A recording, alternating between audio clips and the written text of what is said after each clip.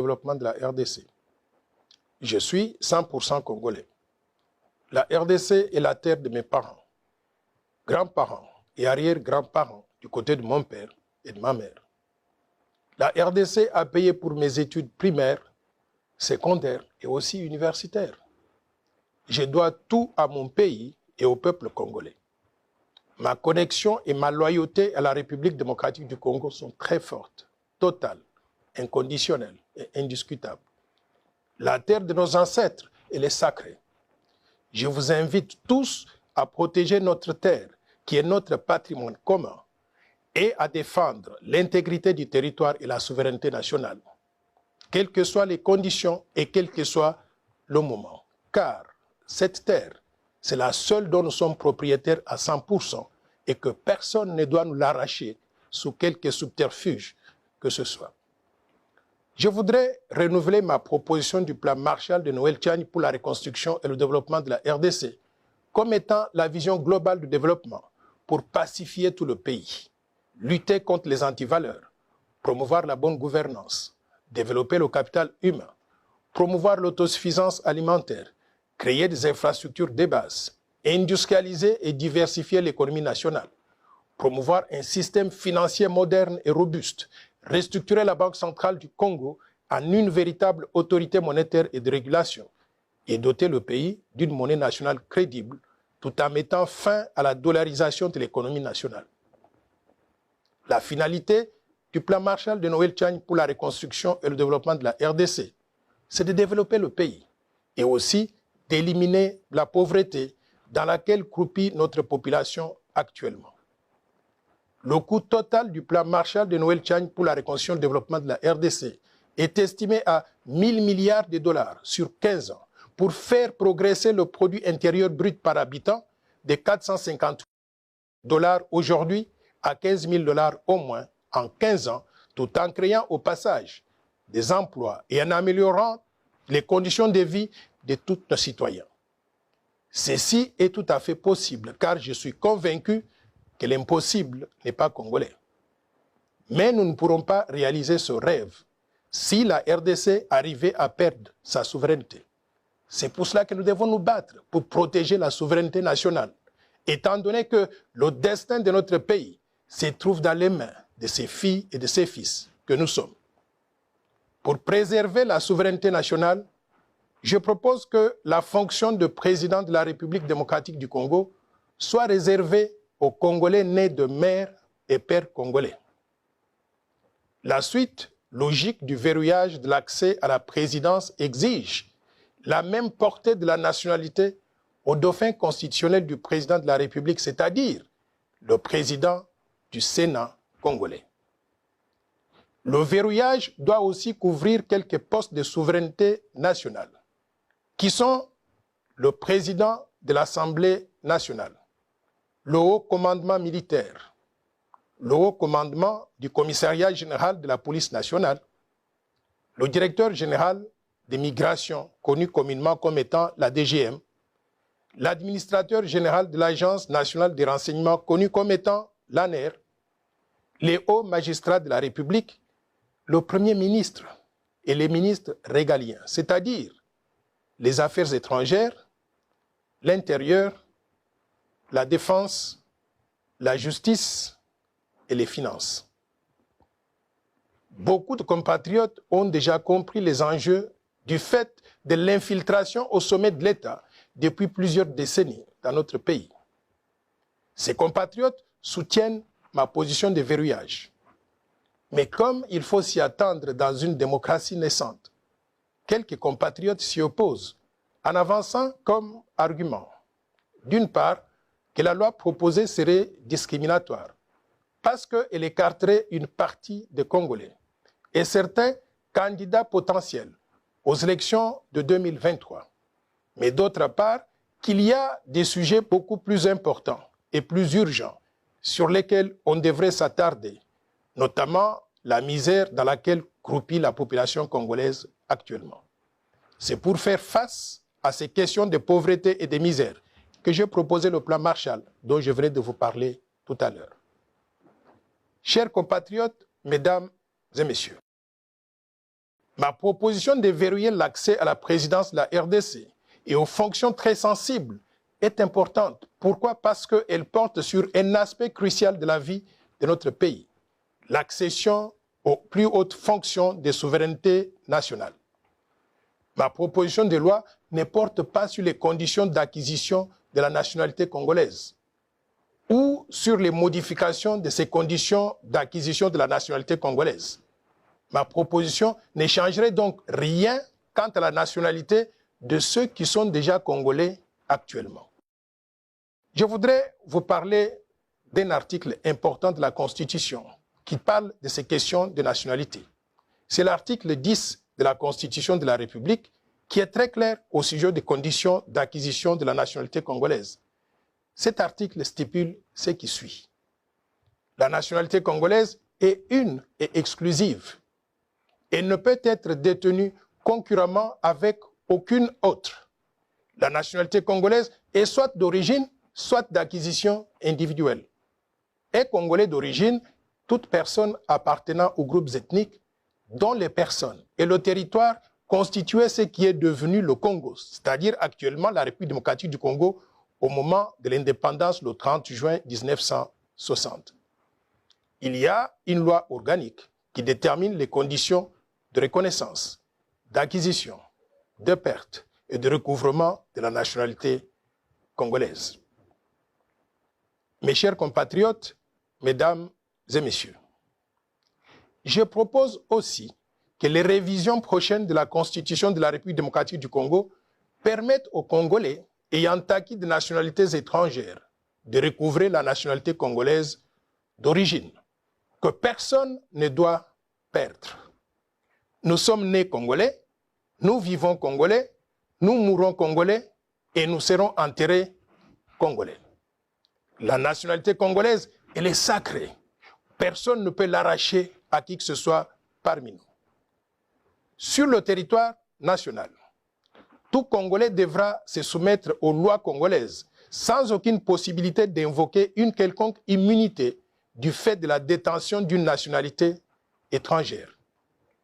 Au vu de l'histoire récente, il sera prudent, à mon avis, d'exclure la double nationalité avec tous les pays voisins de la RDC, et en particulier ceux qui ont eu des velléités d'occupation de la République démocratique du Congo, et ils sont connus.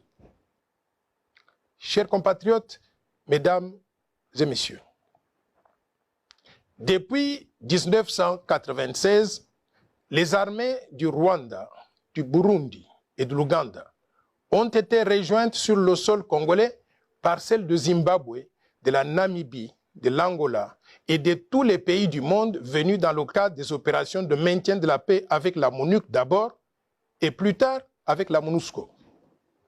Ces soldats étrangers se sont accouplés avec les Congolaises et les Congolais, donnant naissance à des millions d'enfants qui sont tous Congolais d'après la Constitution actuelle. Nous acceptons tous ces enfants comme Congolais et ils ont droit à tout dans notre pays. Sauf que pour des raisons de souveraineté nationale, nous devons restreindre l'accès à la présidence de la RDC et aux fonctions de souveraineté nationale en les réservant exclusivement aux Congolais nés de mère et de père eux-mêmes Congolais. Ceci éviterait l'infiltration au sommet de l'État à travers des compatriotes qui auraient de loyauté partagée entre la République démocratique du Congo et d'autres pays étrangers. Chers compatriotes, mesdames et messieurs, ma proposition de verrouillage porte essentiellement sur les conditions d'accès à la fonction de président de la République démocratique du Congo, c'est-à-dire sur les critères qui doivent être remplis pour être candidat au poste de président de la République. Pour le moment, ces critères sont définis par l'article 72 de la Constitution de la République démocratique du Congo qui stipule ce qui suit. Nul ne peut être candidat à l'élection du président de la République s'il ne remplit pas les conditions ci-après. 1. Posséder la nationalité congolaise d'origine. 2. Être âgé de 30 ans au moins. Et 3. Jouir de la plénitude de ses droits civils et politiques. Et 4, ne pas se trouver dans un des cas d'exclusion prévus par la loi électorale. Il convient de souligner que ma proposition de verrouillage vient apporter une condition supplémentaire, un critère additionnel, qui est de limiter l'accès à la présidence de la République démocratique du Congo aux Congolais nés de mères et de pères eux-mêmes congolais. Il est important de relever que ce critère additionnel vise à protéger l'intérêt national, la souveraineté nationale, la fonction suprême qui est celle de président de la République en évitant l'infiltration au sommet de l'État et en préservant la fierté d'être congolais et surtout d'être dirigé par un Congolais comme nous. Dans beaucoup de pays, il y a des dispositions qui protègent l'intérêt national et qui empêchent n'importe qui d'accéder à la magistrature suprême. De telles dispositions existent dans d'autres pays tels que le Cameroun, la Zambie, le Togo, le Gabon, le Maroc, l'Algérie, la Tunisie, le Burkina Faso et même la Turquie. Et aussi, elles existent dans des grandes démocraties, telles que les États-Unis d'Amérique, où n'importe quel Américain ne peut devenir président de la République, donc des États-Unis d'Amérique. Aux USA, donc, il faut être né sur le sol américain, comme Barack Obama, Bill Clinton et aussi John F. Kennedy. Par contre, l'ancien secrétaire d'État Henry Kissinger, l'ancienne secrétaire d'État Madeleine Albright et l'ancien gouverneur de l'État de Californie, Arnold Schwarzenegger, tout en étant tous les trois pleinement des Américains. Ils ne peuvent prétendre à la fonction de président des États-Unis d'Amérique. Pourquoi? Parce qu'ils ne remplissent pas un des critères d'éligibilité, c'est-à-dire d'être nés sur le sol américain. Et pourtant, ce sont des personnalités très brillantes. Vous connaissez tous Henry Kissinger. C'était l'un des secrétaires d'État américains les plus distingués. Mais il ne peut pas accéder à cette fonction à cause de cette limitation. Je tiens à préciser que ma proposition de loi est impersonnelle. Elle ne vise aucun individu, étant donné qu'à ce jour, personne n'a déclaré sa candidature à la présidence de la République lors des élections de 2023. Ma proposition n'est pas discriminatoire. Pourquoi? Parce que dans tous les pays du monde, il y a des critères d'éligibilité. Ces critères sont déterminés et discutés à l'avance. Et dès qu'ils sont adoptés par le Parlement et promulgués par le président de la République, ces critères s'appliquent à tout le monde, sans distinction, sans exception et sans discrimination. C'est ainsi que, dans la plupart des pays, il y a par exemple le critère de l'âge. En France, par exemple, pour être candidat au poste de président de la République française, il faut avoir au minimum 18 ans. Par contre, en République démocratique du Congo, on exige du candidat à la présidence de la République démocratique du Congo 30 ans d'âge au moins.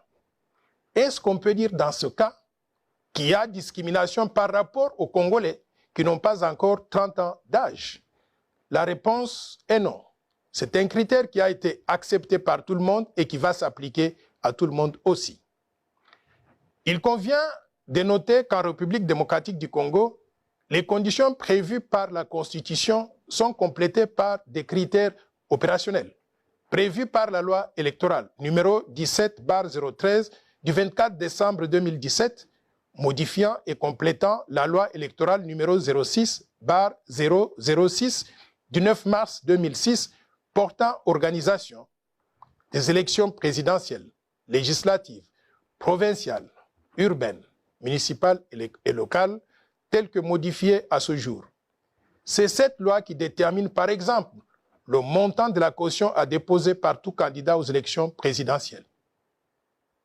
Mes chers compatriotes, mesdames et messieurs, est-ce que ma proposition de loi est opportune en ce moment précis? La réponse est oui. Lorsque la souveraineté du pays est menacée, il n'y a pas meilleur moment que d'agir immédiatement. Car si le risque identifié d'infiltration au sommet de l'État se matérialise, ce sera trop tard pour sauver notre pays. Le timing de ma proposition de verrouillage coïncide aussi avec les réformes proposées par d'autres organisations de la société civile ou même des partis politiques, tels que la CENCO, qui a présenté la feuille de route des réformes qui toucheraient à la CENI, la loi électorale et aussi la Constitution. Il y a aussi les idées de Martin Fayoulou, qui propose une CENI à présidence tournante. Il est donc opportun de recenser toutes les propositions de réformes institutionnelles, y inclut celle de verrouillage que je porte, afin d'opérer les révisions nécessaires à la CENI, la loi électorale et aussi la Constitution, une fois pour toutes, afin de baliser le terrain pour les élections apaisées en 2023, mais aussi au-delà. Mes chers compatriotes, mesdames et messieurs, je vous invite tous à participer à ce débat d'idées, de façon civilisée et patriotique, sans insulte ni dénigrement, dans le respect de la dignité de chacun, pour contribuer à un climat de paix et d'élections apaisées dans notre pays. Si ma proposition de loi est adoptée, la RDC ne prendrait plus de risque de donner la magistrature suprême et d'autres fonctions de souveraineté à des personnes dont le cœur, le sang, l'allégeance et la loyauté seraient ailleurs à défaut du corps physique dans notre pays. En démocratie, c'est la majorité qui gouverne. Les Congolais nés de mères et pères congolais étant les plus nombreux, il est normal et logique qu'ils aient l'exclusivité de la présidence du pays et les fonctions essentielles de souveraineté pour que nous puissions protéger ensemble notre fierté d'être Congolais, mais également notre souveraineté nationale. Pour terminer, je vous rappelle que tous les Congolais sont égaux. Ils sont les mêmes. Il n'y a pas un seul individu qui soit moins ou plus important que d'autres dans notre pays. Nous sommes des frères et sœurs. Nous devons rester unis et inséparables. Faisons l'essentiel pour protéger notre patrimoine commun tout en le préservant pour les générations futures. Vive la République démocratique du Congo. Vive le vaillant peuple congolais. Je vous remercie.